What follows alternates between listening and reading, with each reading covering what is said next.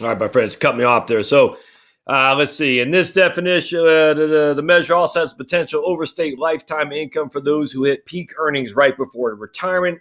This definition produces a median replacement rate of 55%. So remember, the last year of earnings, they're shooting for a 90% replacement rate. The smoothing out the last 5 years of earnings, excluding any zeros, they're looking at a 55% replacement rate. Then they're going to look at your highest 35-year earnings with a CPI. One measure of pre-retirement income that avoids potentially volatile income measures just before retirement is indexing career average earnings to the CPI. Specifically, the price index career average earnings measure is often defined as the average of the 35 years of taxable earnings indexed to price growth. This measure allows earnings to keep up with inflation. Under this definition of pre-retirement income, the median replacement rate is about 72%. However, price index earnings do not account for productivity gains achieved during a householder's working career, which means they understate actual wage growth. Thus, indexing career average earnings to prices would not allow households to maintain the standard of living they achieved at the end of their careers.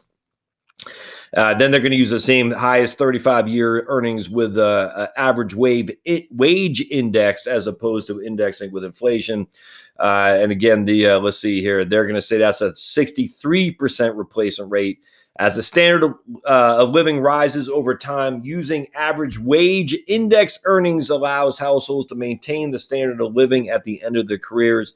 This definition is the one also used by the OECD to compare Social Security and pension benefits across countries. All right. So let's see here. To give these replacement rates a bit more context, a general rule of thumb, yes, rule of thumb is what we want to use for your specific retirement planning, is that households should target a replacement rate of roughly 75% to maintain the same standard of living in retirement. Using this rule of thumb, the percentage of households that will fall below the threshold is calculated for each definition of pre-retirement income. And here comes the kicker. While the different definitions produce replacement rates that somewhat vary, or that vary widely somewhat, they all suggest a non-trivial number of households between 42 and 60% may fall short. Thus, it keeps us in business by saying, look, government and you with the educational industrial complex, going back to Eisenhower, you need to fund retirement researchers, for heaven's sake, so we can go into the CFF, the Consumer Financial Protection Board, the CFPB. We can be on Elizabeth Warren's campaign. We can write books. We can be funded through the government and universities to say how bad retirement planning is for everybody. And we need more funding to research it more. So we're going to use 5 scenarios or 4 scenarios. The 5th one is the CPS, which we're throwing out because that's all good.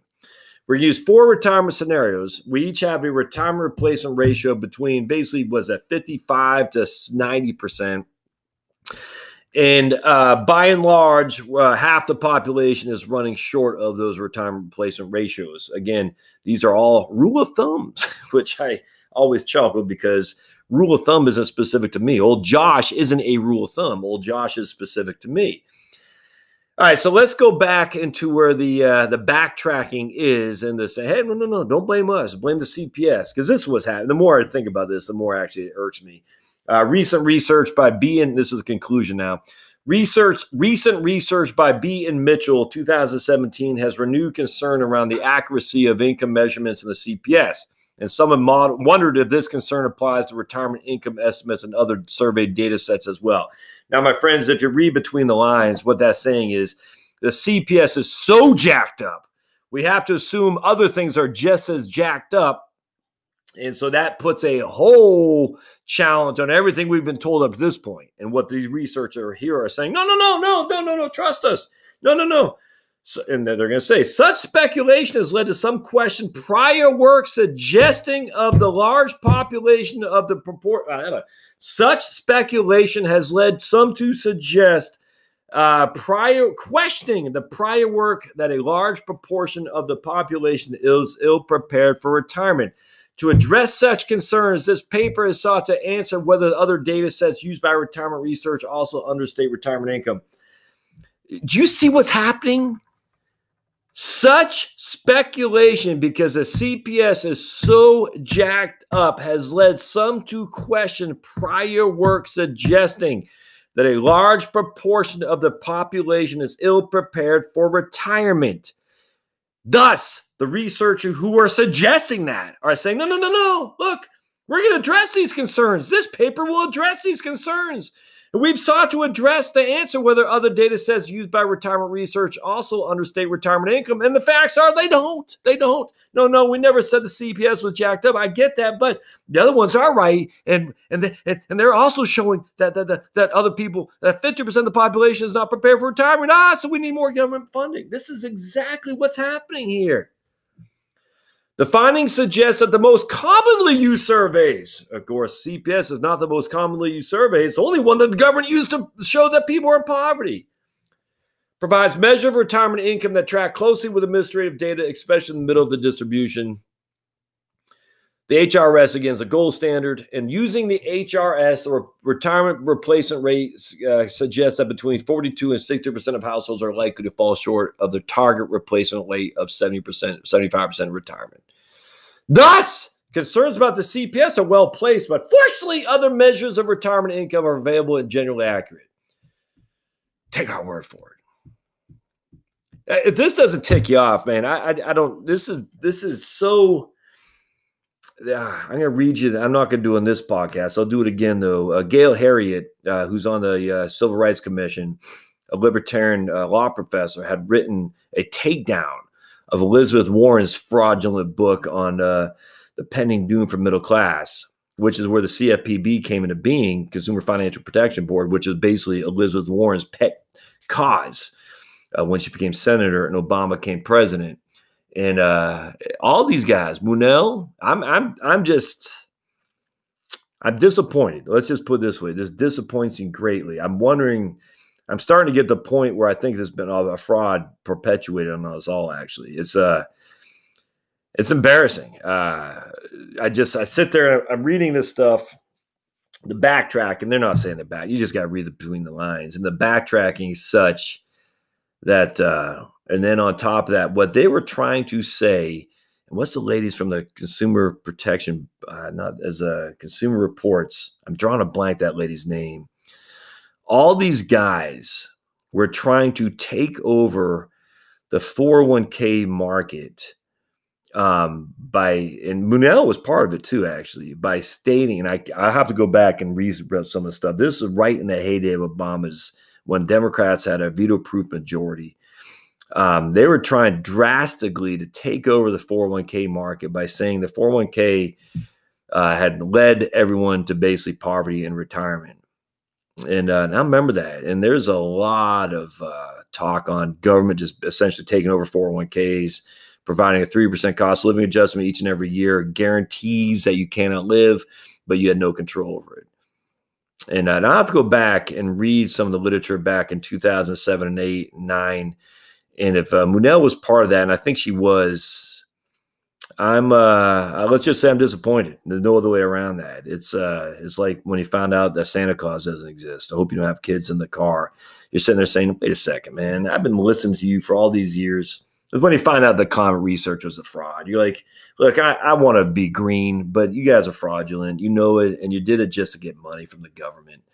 This is what's happening here. And it's disappointing. It's disappointing. It's actually illuminating. In a way, it's disappointing just because how much the government money can dictate people's actions, which is sad. But the best thing about it is that the illuminating nature of it, which makes it wonderful, actually, is that it just shows you all the research up to this point saying there's a crisis is completely fraudulent without question. Because we know for a fact, we know, and I'm using the BLS numbers, and the BLS is straight from the government. Now, look, I get it. Government bureaucracy serves government bureaucracy. I get all that. But you take academic institutions, what do they do to justify their existence? They got to get grants. How do they get grants? Well, they start showing that things are bad, and they can help understand how bad things are with their research. They'll give us money to study that stuff. And the Center for Retirement Research at Boston College is an academic institution, I guarantee, funded with some government grants. I bet a lot. And when they get a grant, they can go down to these private foundations, which enjoy tax-free stature as well, and say, give us some monies too, never mind endowments from other places. It's just the whole thing's so corrupt. Anyway, so the BLS in of itself doesn't get the grants. They get government grants because they are government to study this stuff. And so that's why I'm somewhat more confident of that. But the BLS numbers will show you that not only did people not spend nearly what we thought, but they actually spend less in retirement. And where you're using these retirement replacement ratios, it doesn't address that at all. It says we're going to say, hey, you need $100,000 in your last year of work, and we need a 75% replacement ratio. You need $75,000. Well, that's just pure silliness. We look at Larry Kotlikoff, and we say he calls consumption smoothing, and he works for a research institution, BU. He's an economic professor there. I'm going to see if I can't interview him again, because I would like to ask him about this stuff. This really bothers me, actually. But anyway, the point is, if I can say to you, the average retiree, not the average, the median expenditures for retiree is $48,000. That's $4,000 a month. And we'll just say you generate, $3,000 a month from Social Security. That means you got to come up with $1,000 a month. All right. Now you got to come up with $1,000 a month because a good amount of you all have a mortgage in retirement. And we know for a fact that if you have a mortgage in retirement, your expenditures are $1,000 a month more than people who don't. We know that from the Census Bureau. That is a fact. So if we can say don't have a mortgage or retirement, essentially all of your income will be provided to you from Social Security. Does that make you a pauper, or does that make you in a pretty good place? I think that makes you in a pretty good place. You need $35,000 a month, a year to live on because you have no mortgage debt. You're living on $3,000 a month, which covers your utilities, your property tax, going out to eat, your car, all that stuff. Is that a bad life? No, not in the least. Now, you're living high in the hog? No. Do you need to live high in the hog? No. Are the most majority of Americans living high in the hog? No. How do we know that? Because the median income for people when they're working, the household income is $56,000. Anyway, I'm going to dive deeper into this. This is very, very informative to me and very interesting. So stay with me. This will be a long journey, and we're going to talk more about this. But don't forget to subscribe, thumbs up. However you find your stuff here, subscribe to it. Give me a thumbs up. Give me a review, and I'm going to put this on YouTube too. So if you're listening on YouTube, give me a thumbs up and comment and share. All right, we'll see you next time. Thanks now.